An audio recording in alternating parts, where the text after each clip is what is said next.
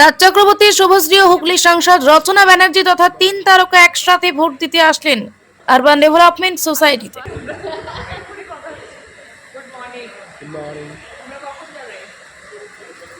এগুলো করে না।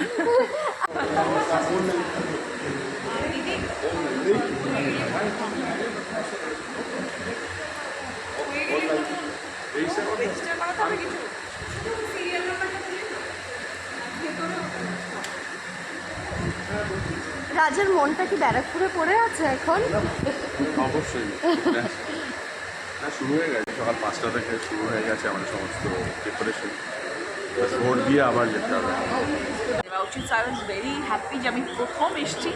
I was the first person. তুমি আমাকে বলো যে কি মনে হচ্ছে, গেরুয়া ঝড় নাকি সবুজ ঝড়? না দেখো, আমি সবুজের পক্ষপাতিত্ব এবং আমি সবুজকেই প্রেফার করি এবং আমি দিদির মানুষ, আমি দিদিকে শ্রদ্ধা করি, দিদিকে ভালোবাসি, দিদিকে ভালোবেসেই রাজনীতিতে এসেছি। রাজনীতির মানুষ আমি নই, সেটা সবাই জানেন। শুধুমাত্র দিদিকে শ্রদ্ধা এবং ভালোবেসে রাজনীতিতে আসা।